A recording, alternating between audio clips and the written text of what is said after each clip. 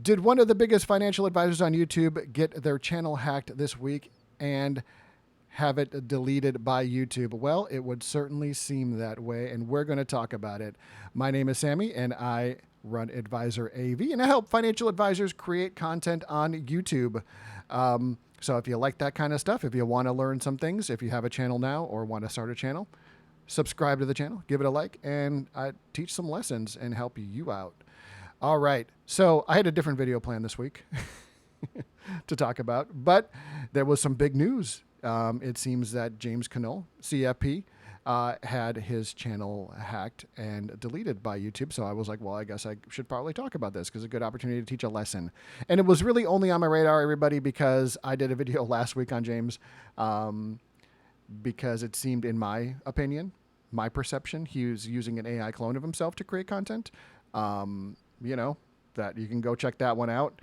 But that's kind of just why, and I saw it happened, and I saw that the videos were deleted, and luckily it seems like he got it back today. Today is September. I wish it was September. No, I hope it's not September. That means time's flying by. It's August 22nd.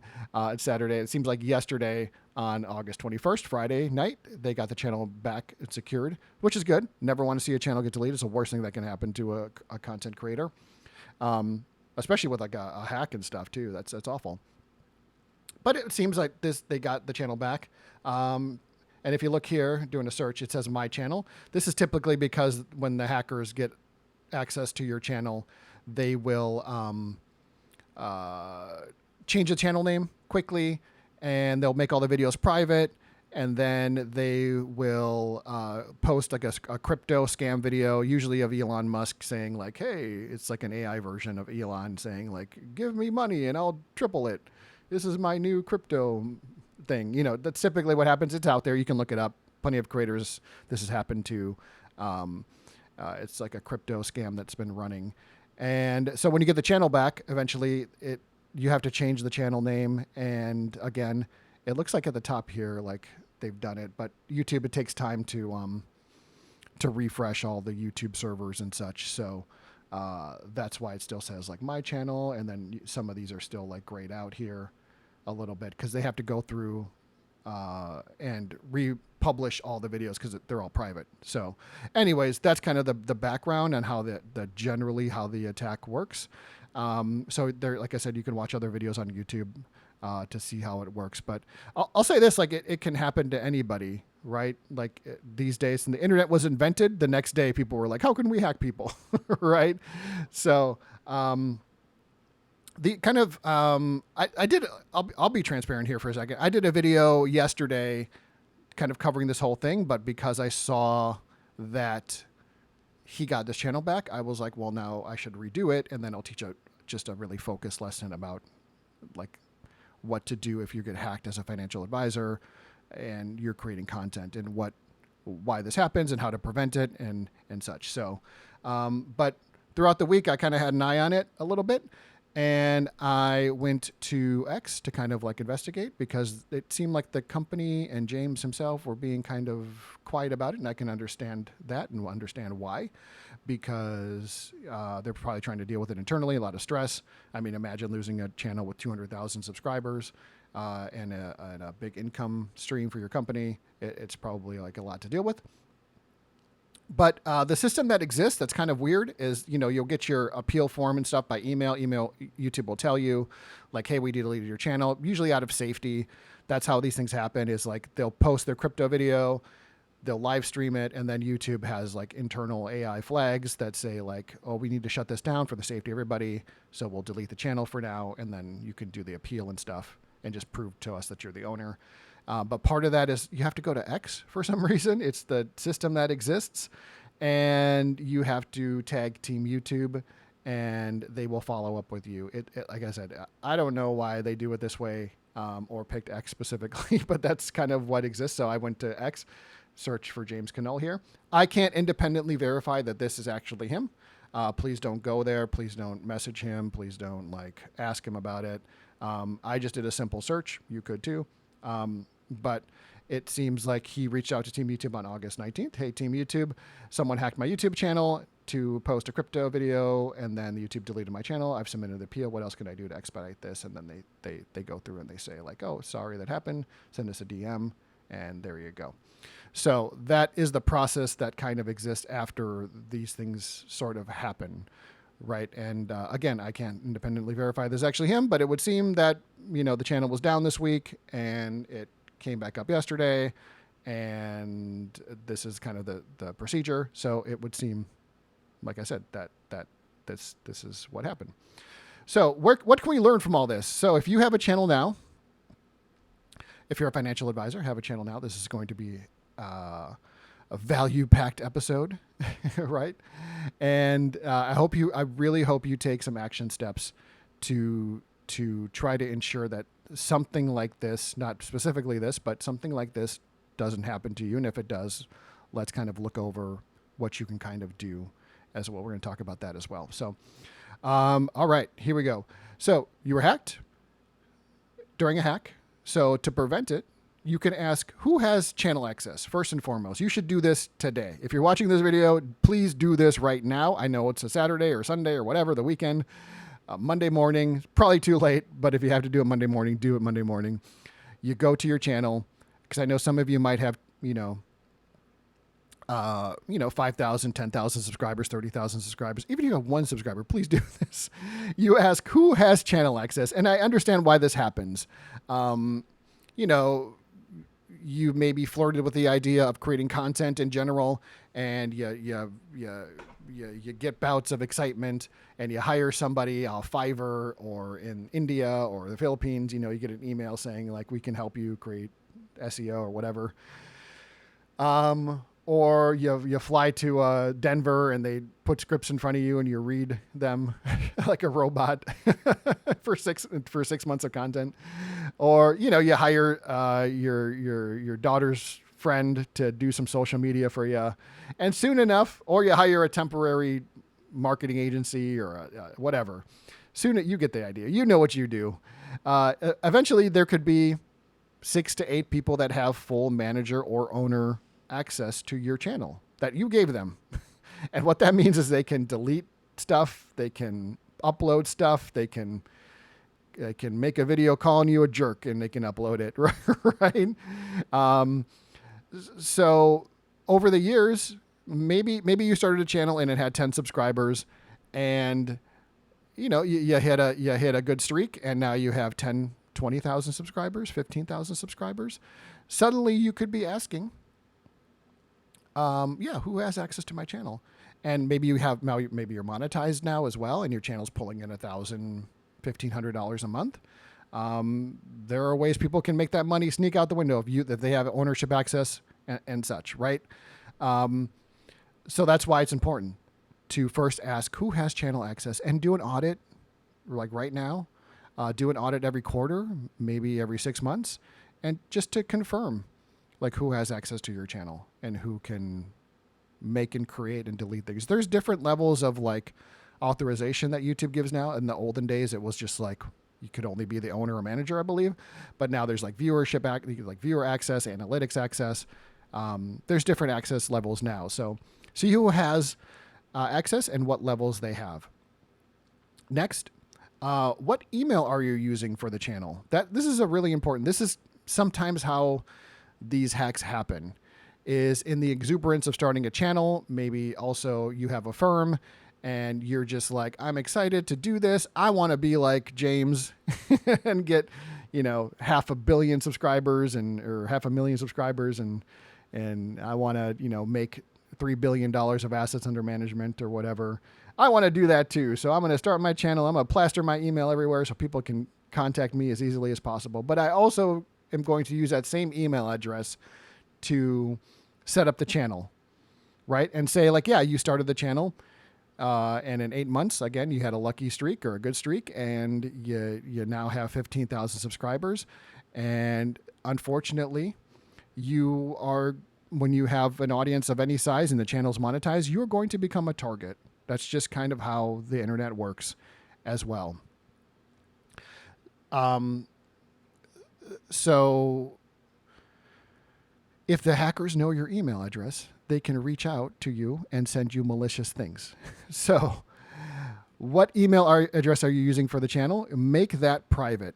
Make it so that only you and your God and maybe one other person know what that email address is. Do not make it public at all. And actually, it probably if you have a firm tied to your channel, don't even tie it to your firm, because people can go on and they can guess, contact at myfirm.com or media at myfirm.com, social media, and they can just keep guessing until they get it right. And then you get the email, YouTube channel at myfirm.com. Like, don't do any of that. I beg you. Make it completely private. Make it something that they could never guess, like a password, right? Because if they can't reach you, if they can't reach you by email, they can't send you malicious things. And you should only be getting official emails from YouTube directly that are safe, that you can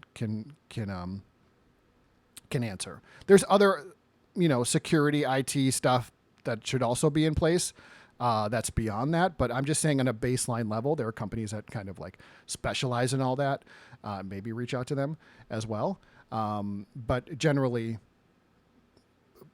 baseline, make the email that you use for your YouTube channel, your Gmail, and your AdSense completely private, so no one knows it.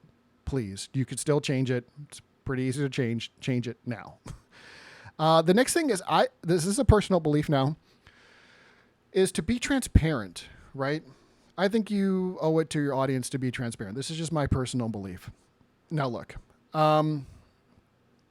as soon as this happened, as soon as I noticed it happened on Wednesday or the 19th, I started to look around, and it was pretty quiet on the other James Conole channels, right? He's got his firm tied to his channel.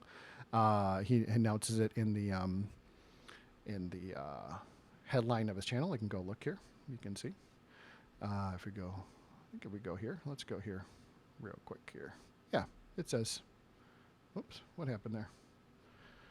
I don't know if I want to watch a video right now.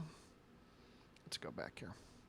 Yeah, you can see he puts it in his title here, the name of his firm, and it's in here, the headline as well. So there you go. But all the other social medias for the firm were kind of quiet about it. There was no announcement. There was no post about it. And look, I can understand. This is talking generally now. This is all my opinion. Everything's my opinion, and just talking generally now. I think you owe it to people that you serve and your audience to be transparent and tell them, look, this is what happened. Everybody understands that this could happen to anybody right now. And I can understand maybe your hesitancy to be transparent about it, because you deal with people's money.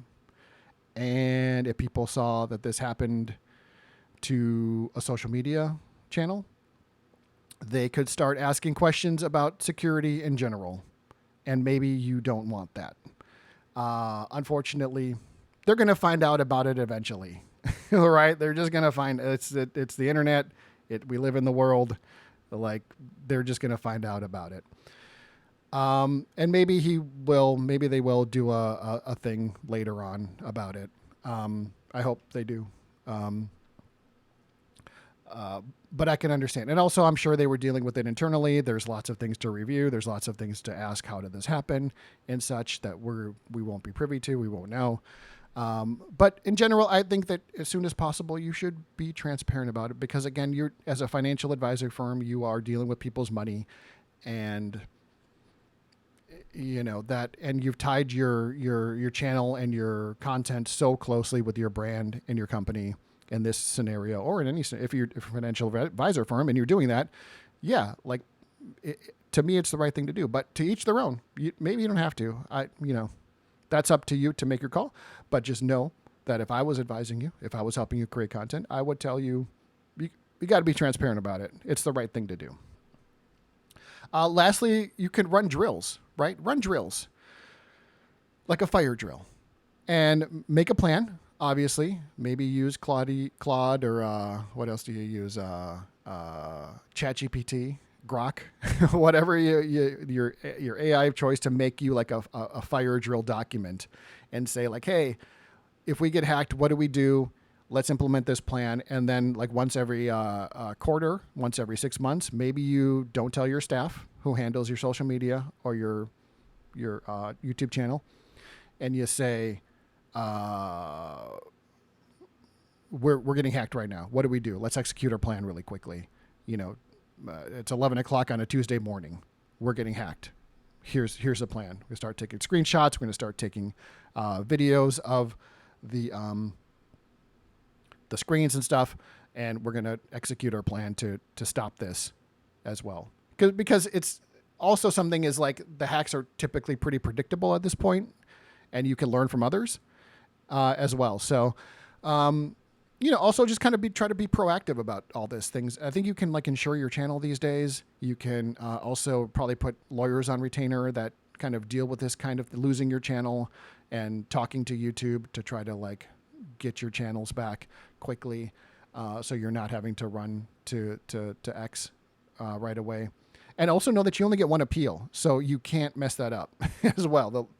The experts can help you draft the appeal correctly as well, because if you mess up that one appeal, it's over. Like channel terminated forever. So you don't want to lose all that hard work. So, please take some action steps. Let's learn from this. I mean, everybody likes to copy James. Obviously, everybody wants to be James these days. Like he's the golden child of YouTube. You'll copy his videos anyways, and copy his scripts and copy his style, and you try to look like him as much as possible. So please take a moment and learn from this event happening to him so that it doesn't happen to you. And if it does happen to you, you know how to respond to it, right? James is copied so much. In my opinion, he's even copying himself with an AI clone. So go watch that video. It's pretty fun. And if you are using AI, please use the disclosures as well. That's what I'll say. All right. Following up quickly, I just noticed it's probably bad timing for them this week because they launched this over at their company, this creator studio, where they're offering to use their infrastructure of scripting, filming, compliance, post-production, delivery to help you with your channel. They just signed or acquired. I don't know how it works. I'm speaking out of Hollywood terms, but they got an Aaron Talks money now to join their team. And become I don't know how it works. They're not looking for influencers, looking for educators. So this happened as well this week. So it's probably bad timing that the channel got hacked and deleted. But, if you're interested in being a financial educator, I guess you could look into it. I'm just going to say this. I don't have much to say about it, obviously, but I'm going to say, as I was looking over the website, I was like, something all looks the same. I'm going to let you guys, this is their entire team. This is their team here. This is people making the decisions about who they work with. Something looks all the same here. I'll let you decide what that is. I'm not going to say, but if you're trying to reach out to them, I don't know. Good luck. All right, that's it. That's all I have for you today. Here we go. If you want help with your content creation, I specialize in making video podcasts for financial advisors. We deal with niche and specialized topics. You don't have to have 100,000 subscribers or 500,000 subscribers. I know it's fun to be a generalist. You want to be, but if you're the guy in Pontiac, Michigan, and you want to talk about retiring in Pontiac, Michigan, who wouldn't want to go to you? If you're every week you're talking about life in Pontiac, Michigan, and retiring and stuff. Not everybody wants to go to these big firms, right? That exists as generalists. They're generalists for a reason. If you want to be there's a guy on YouTube right now. He only deals with railroad retirees. Brilliant. He's destroying it. Like, why are you all afraid to do that?